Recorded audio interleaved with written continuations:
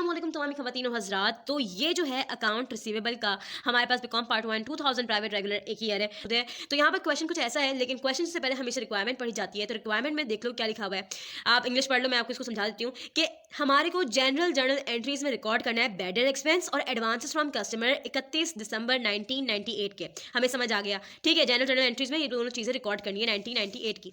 अब दूसरी रिक्वायरमेंट हमारे पास कुछ ऐसी है कि हमारे को रिकॉर्ड करनी है तमाम तो ट्रांजैक्शन जो कि हमने पूरे के पूरे साल 1999 में हमने किए हैं, वो तमाम तरह हमारे को रिकॉर्ड करनी है। साथ ही साथ उसके एडजस्टिंग एंट्रीज बनानी है, जिसके अंदर हमारे को सिंपली रिकॉर्ड करना है बैड डेट एक्सपेंस, वो जो हम आम काम करते हैं।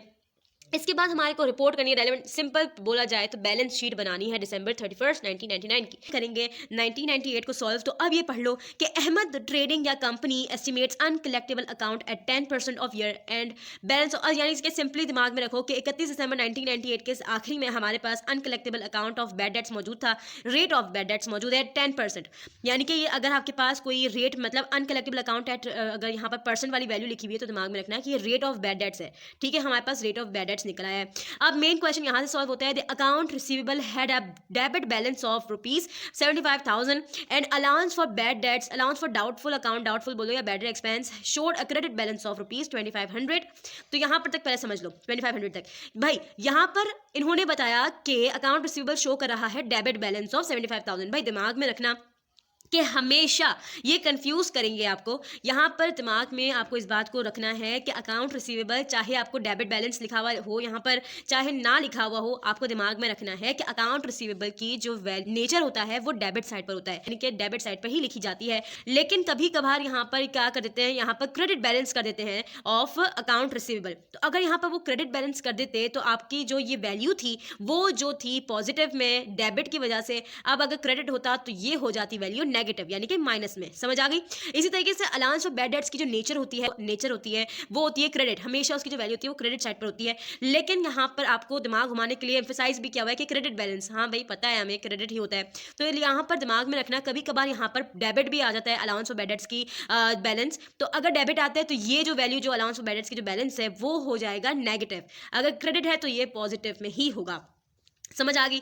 अब हमारे पास मेन जो है क्वेश्चन के यहाँ पर हमारे पास रेट ऑफ बैड डेट्स निकल गया, ओपनिंग हमारे पास अकाउंट रिसीवेबल निकल गया, अलाउंस ऑफ बैड डेट्स निकल गया। अब हमारे पास मेन जो चीज़ आई है, but customer showed in the subsidiary ledger showed a credit balance of ₹4800, यानी कि जब इन्होंने सब्सिडरी लेडजर बनाया तो इनको पता चला कि किसी कस्टमर का कोई 4800 का क्रेडिट बैलेंस अभी भी मौजूद है। तो ये जो कहलाता है वो एडवांसेस फ्रॉम कस्टमर हमारे पास मौजूद है 4800। तो यानी कि जो हमारे पास जिक्र था रिक्वायरमेंट में कि आपको रिकॉर्ड करनी है एडवांसेस फ्रॉम कस्टमर अब बैड डेट एक्सपेंस, तो एडवांसेस फ्रॉम कस्टमर को तो हमें पता चल गया कि 4800 है, लेकिन यहाँ पर पूरे उसमें जिक्र हुआ ही नहीं बैड डेट्स का।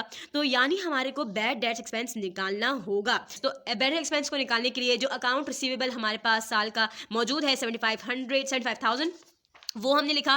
फिर हम कर देंगे ऐड एडवांसेस फ्रॉम कस्टमर जो हमारे पास था 4800, जो इन दोनों को ऐड किया हमारे पास जो आंसर आया वो कहलाता है टोटल अकाउंट रिसीवेबल। फिर इसके बाद हम इसमें मल्टीप्लाई कर देंगे रेट ऑफ बैड डेट्स जो हमारे पास मौजूद थे क्वेश्चन के अंदर ही 10% आपको मौजूद पता है, वो हम लिख देंगे। तो हमारे पास जो आंसर आएगा वो कहलाता है allowance of bad dates adjusted, less कर देंगे अलाउंस ऑफ बैड डेट्स जो हमारे पास साल के स्टार्टिंग पे अलाउंस ऑफ बैड डेट्स मौजूद था, जो हमारे पास 2500 रुपये था, वो हम माइनस कर देंगे। तो हमारे पास जो आंसर है वो कहलाता है बैड डेट्स एक्सपेंस। तो यहाँ पर अब हम बना सकते हैं जनरल जर्नल। ये बात दिमाग में रखना कि एडवांसेस फ्रॉम कस्टमर का जो बनता है जनरल जर्नल में एंट्री वो होती है account receivable debit and advances from customer credit, ठीक है। तो हमारे पास 4800 डेबिट साइड पर 4800 क्रेडिट साइड पर, ठीक है। तो हम इसमें लिखेंगे to record the advances from customer. अब हम जो डेट लिखेंगे ना, क्योंकि इन्होंने हमारे पास क्वेश्चन में रिक्वायरमेंट में लिखा हुआ था कि 31 दिसंबर 1998 को हमने करते हुए इसको रिकॉर्ड करनी है एंट्रीज। तो अब हमने यहाँ पर डेट हमने तीनों में सिंपल सेम ही डाली। अब हमारे पास एडवांसेस फ्रॉम कस्टमर हमने रिकॉर्ड कर लिया, बैड डेट एक्सपेंस हमने 5480 हमने निकाल लिया है। तो दिमाग में रखना बैड डेट एक्सपेंस की हमेशा दो एंट्रीज बनती हैं, एक होती है bad debt expense debit and allowance और bad debt credit, expense and revenue summary debit, bad debt expense credit. तो यहाँ पर हम लिखते हैं to record bad debt expense, to close bad debt expense. दिमाग में रखना ये एंट्रीज लिखने के बाद ये जो रिकॉर्ड होता है ना वो लिखना जरूरी होता है, वरना पेपर में मार्क्स कट सकते हैं, ठीक है। तो यहाँ पर हमारे पास जो होता है 1998 का वो क्वेश्चन सॉल्व। भाई देखो यहाँ पर जनवरी से पढ़ना स्टार्ट करते हैं कि the company sold merchandise of invoice price 10,000 रुपए, ठीक है। यानी कि 10,000 रुपए की प्राइस पे हमने मर्चेंडाइज बेची है। यानी कि कोई भी चीज़ अगर हम बेचते हैं तो जनरल जर्नल में उसकी जो रिकॉर्ड होती है एंट्री वो कुछ ऐसी होती है कि account receivable debit and sales credit, debit और क्रेडिट पे जो वैल्यू हमारे पास जो थी हमने जितने में बेची वो हमने लिख दी। अच्छा जी, बाकी तमाम से रिकॉर्ड में बात बताती हूँ कि मैं लिंक डाल देती हूँ डिस्क्रिप्शन में कि आप किस तरीके से बआसानी जर्नल एंट्रीज पुट कर सकते हो और इन तमाम तर क्वेश्चन के अलावा और क्या क्या चीज़ें हमारे पास डेबिट एंड क्रेडिट साइड पर और किस तरीके से इसको रिकॉर्ड करते हैं जर्नल में, वो मौजूद है, वो देख लेना, ठीक है। अब हमारे पास एक और यहाँ पर आ जाता है, कहाँ पर गया हमारे, यहाँ पर ये। अच्छा जी, तो हमने 10,000 रुपये कर दिया यहाँ पर। अब हमारे पास the customer who has paid 4800 in advance, ठीक है। वैसे तो ये पूरा एक जुमला था जिसकी वजह से जिस पे मैं कर सकती थी ऐसा कि इन दोनों को यानी कि अकाउंट रिसीवेबल को और एडवांसेस फ्रॉम कस्टमर को एक ही मैं एंट्री में जर्नल में रिकॉर्ड कर देती, लेकिन यहाँ पर मैंने आसानी आपकी आसानी के लिए और अपनी आसानी के लिए भी यहाँ पर अलग करके लिखा हुआ है। तो अब हमारे पास यहाँ पर क्या है कि 4800 का एडवांसेस अब हम किस तरीके से बनाएंगे, तो उसको हम लिखेंगे कि यानी कि हमने सेल्स पे हमने क्या किया था, एडवांस पेमेंट हमने कर दी थी 4800 की कस्टमर ने, तो एडवांसेस ऑन सेल जो होता है फ्रॉम कस्टमर वो हम लिखते हैं कुछ ऐसे एंट्री में, advances from customer debit and sales credit, ठीक है। तो इसके बाद हमारे पास आ गया कि हमारे पास कहाँ गया ये, अब हमारे पास आ गया कलेक्टेड ऑन रिसीवेबल 21,500 कॉमा के बाद यहाँ पर मतलब समझ जाओ कि पहले हम इसको ज़रा सॉल्व कर लेते हैं कि कलेक्टेड ऑन रिसीवेबल यानी कि यहाँ पर कलेक्टेड ऑन रिसीवेबल यानी कि समझ जाओ कि यहाँ पर हमारे पास कैश कलेक्शन की बात हो रही है, ठीक है। कलेक्टेड यानी ऑन रिसीवेबल, तो यानी कलेक्शन की बात हो रही है, कैश कलेक्शन। तो कैश कलेक्शन की हमेशा जो एंट्री बनती है वो cash debit and account receivable credit 21,500 रुपये डेबिट और क्रेडिट। देन हमारे पास यहाँ पर आता है कि this is the cash received after discount deduction, यानी कि ये कैश हमने रिसीव किया था 4400 की हमने डिस्काउंट डिडक्शन के बाद। तो जो डिस्काउंट डिडक्शन है यानी कि डिस्काउंट है वो उसकी जो एंट्री हमेशा बनती है वो होती है sales discount debit and account receivable credit. Done हो गया यहाँ पर। अब ये बात दिमाग में रखना बच्चा कि अकाउंट रिसीव, अब यहाँ पर पढ़ लो कि यहाँ पर अकाउंट रिसीवेबल रिटर्न ऑफ की बात हो रही है पूरे साल में कितना हुआ है, और यहाँ पर हमारे पास प्रीवियसली रिटर्न ऑफ की बात हो रही है जो कि 6500 है। तो जो रिटर्न ऑफ की जो हमेशा एंट्री बनती है वो सिंगल एक होती है और प्रीवियसली रिटर्न ऑफ की हमेशा 2 एंट्रीज बनती है। तो रिटर्न ऑफ की पहले बनाते हैं 15,000 वाली, तो उसकी होती है allowance for bad debit and account receivable credit, जबकि हमारे पास जो प्रीवियसली रिटर्न ऑफ की होती है वो होती है account receivable debit and allowance for bad credit, cash debit and account receivable credit. तो यहाँ पर हमारे पास जनरल मुकम्मल।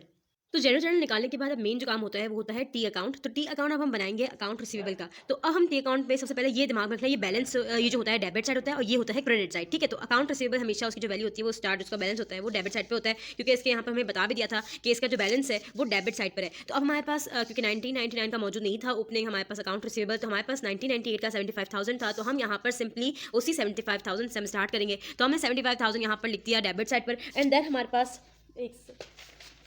पास जो अब हमारे पास सबसे पहले हमने 1998 में बनाया था जनरल जर्नल, जिसके अंदर अगर हमारे पास कहीं पर भी अकाउंट रिसीवेबल चाहे वो डेबिट साइड पर उसकी वैल्यू आए चाहे वो क्रेडिट साइड पर आए तो वो हम पहले पुट कर देंगे। तो सिर्फ और सिर्फ इसमें 1998 के उसमें हमारे पास 4800 वाला आया था एडवांसेस फ्रॉम कस्टमर में अकाउंट रिसीवेबल का जिक्र, तो हमने उसकी डेट डालकर हमने वो वहाँ पर डेबिट साइड पर लिख दिया क्योंकि इसमें हमारे पास डेबिट साइड पर इसकी वैल्यू आई थी। तो अब हम क्या करेंगे कि नेक्स्ट अब हम मूव ऑन करेंगे 1999 के हम जनरल जर्नल पर। तो हमारे पास जहाँ पर अकाउंट रिसीवेबल डेबिट साइड पर आया तो उसकी वैल्यू हम डेबिट साइड पर लिख देंगे, जहाँ पर हमारे पास क्रेडिट साइड पर आया था उसकी वैल्यू हमने क्रेडिट साइड पर लिख दी। अब हमारे पास टी अकाउंट में दोनों वैल्यूज को सेम करना होता है आखिरी के जो टोटल होता है। तो अब हमने जब टोटल किया तो हमारे पास कमी इतनी मतलब इन दोनों वैल्यूज को सेम लाने के लिए हमारे पास जो कम हो रहा था वैल्यू वो हमारे पास यहाँ पर कमी हो रही थी 48,900 की, जिसको जब हमने ऐड किया तो हमारे पास दोनों के आंसर्स सेम आ गए। सबसे पहले हमने इस वाली वैल्यू को जब हमने ऐड किया था ये आंसर आया था, फिर इसको और इसको दोनों को सेम लाने के लिए हमारे को इतनी वैल्यू को ऐड करवाना पड़ा, तब जाके हमारे पास आंसर आया 96,300। देन हमारे पास जो आंसर आता है यहाँ पर बैलेंस उसमें जो हमारे पास क्रेडिट साइड पर चाहे वो डेबिट साइड पर वो कहलाता है हमारे पास अकाउंट रिसीवेबल का एंड। तो अब हमारे पास ये करने के बाद हमेशा इसका जो फॉर्मूला होता है टी अकाउंट के बाद वो तो आपको पता ही होगा कि allowance for bad debts and. ये मैंने ऐसे फॉर्मूला सिंपल फॉर्म में लिखा था क्योंकि मेरा हाथ दर्द हो गया था तो मैं लंबा नहीं लिखा। तो ये है allowance for bad debts and निकालने का तरीका कि अकाउंट रिसीवेबल एंड को मल्टीप्लाई करते हैं रेट ऑफ बैड डेट से। अकाउंट रिसीवेबल का एंड तो निकल गया, अब रेट ऑफ बैड डेट्स कहाँ से आएगा, तो ये तो आपको पता चल गया कि क्वेश्चन के अंदर जो हमारे पास रेट लिखा हुआ था 10% वो हमने लिया, ठीक है, वही हम लेंगे। तो हमने उसको मल्टीप्लाई किया, हमारे पास जो आंसर आ गया वो कहलाता है account allowance for bad debts का एंड, ठीक है। तो अब हमारे पास यहाँ पर ये तो हमने निकाल लिया। अब हम करेंगे बैड डेट्स की कंप्यूटेशन, बैड डेट्स निकालेंगे। तो अकाउंट रिसीवेबल का जो हमारे पास हमने टी अकाउंट में एंड निकाला है वो लिखेंगे और रेट वही जो हमारे पास निकला हुआ है 10%, उससे जब हमने मल्टीप्लाई किया आंसर हमारे पास ये आ गया। उसके अंदर अब आपने दिमाग में रखना है कि हमारे पास रिटर्न ऑफ को ऐड करते हैं, प्रीवियसली रिटर्न ऑफ को लेस करते हैं। तो वही जो हमारे पास अकाउंट का जो हमारे पास लिखा हुआ था ऐड कर देंगे। रिटर्न ऑफ को हमने जो वैल्यू हमारे पास क्वेश्चन के अंदर 15,000 रुपये लिखी हुई थी रिटर्न ऑफ की वो हमने लिख दी ऐड, तो हमारे पास आंसर ये आया। प्रीवियसली रिटर्न ऑफ की हमारे पास जो क्वेश्चन के अंदर लिखी हुई थी वो जो 6500 वो हमने लेस कर दी है फिर हमारे पास आंसर ये आ गया। आंसर जब ये आया फिर अब हमने क्या कर दिया, अब हम इसको हम लेस कर देंगे allowance for bad debts, allowance bad debt से अलाउंस बैड डेट से अलाउंस बैड डेट से हम कैसे एंड करेंगे, अपना लेस करेंगे कि वो जो हमारे पास साल की स्टार्टिंग का हमारे पास अलाउंस फॉर बैड डेट था जो कि 2500 रुपये था, 2500 रुपये था, उसको हम ऐड करेंगे जो हमने अपना जनरल जर्नल बनाया था 1998 में, जिसमें जहाँ पर अगर हमारे पास कहीं पर भी अलाउंस ऑफ बैड डेट्स आया था, जैसे कि यहाँ पर हमारे पास अलाउंस ऑफ बैड डेट्स आया था 5480, जो कि हमारे पास क्रेडिट साइड पर ही आया था और हमेशा इसकी क्रेडिट साइड ही होती है वो नेचर। तो हमने क्या किया 5480 को ऐड कर दिया 2500 रुपये से, तो हमारे पास जो ऐड होने के बाद आंसर आ गया वो ये आंसर आ गया। फिर हमने जब उसको माइनस किया हमारे पास आंसर जो आया वो कहलाता है बैड डेट एक्सपेंस। और हमेशा दिमाग में रखना बैड डेट एक्सपेंस निकल जाता है तो उसकी हमेशा दो एंट्रीज बनती हैं, एक होती है bad debt expense debit and allowance of bad dates credit, expense and revenue summary debit and bad debt expense credit. तो यहाँ पर हमारे पास बैड डेट एक्सपेंस की एडजस्टिंग एंट्रीज मुकम्मल। अब हम बनाएंगे टी अकाउंट। टी अकाउंट बनाने के लिए अब हम क्या करेंगे, टी अकाउंट हमेशा जो बैलेंस हमेशा जो होता है, मैंने आपको पहले भी बताया कि बैलेंस का जो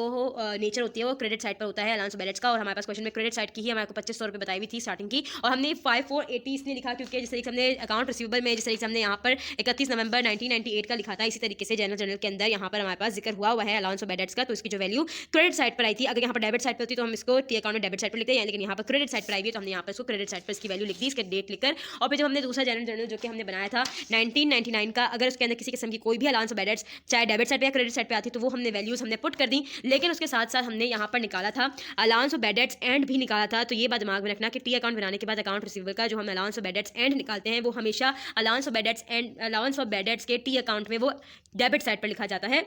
और यहाँ पर हमने पहले से ही बैड डेट एक्सपेंस निकाल लिया था, तो ये बात दिमाग में रखना कि बैड डेट एक्सपेंस हमेशा क्रेडिट साइड पर लिखा जाता है, तो वो हमने लिख दिया। जब हमने लिखा तो हमने दोनों में देखा कि कहाँ पर, क्योंकि अब आप देख सकते हैं कि हमने यहाँ पर किसी किस्म की कोई एडिशन करने की जरूरत ही नहीं पड़ेगी, जो हमारे पास आंसर आएगा वो दोनों कुदरती सेम और इक्वल ही आएंगे, और यहाँ पर आपको पता चल जाएगा कि आप एकदम सही क्वेश्चन को सॉल्व कर रहे हैं। देन अब हम बनाएंगे बैलेंस शीट। बैलेंस शीट बनाने के बाद अब हम सिर्फ और सिर्फ वही करेंगे, अकाउंट रिसीवेबल को वो जो हमने टी अकाउंट में इसका जो हमारे पास निकाला था वो हमारे पास जो एंड निकाला था अकाउंट रिसीवेबल का, उसको हम लिखेंगे अकाउंट रिसीवेबल पर और लेस कर देंगे अलाउंस बैड डेट्स का, जो हमने फॉर्मूला फिल करने के बाद पूरा मुकम्मल करने के बाद यानी कि अलाउंस बैड डेट्स का एंड निकाला था उसको लेस करेंगे तो हमारे पास आंसर आ जाएगा, और ये हमारे पास क्वेश्चन हो गया मुकम्मल।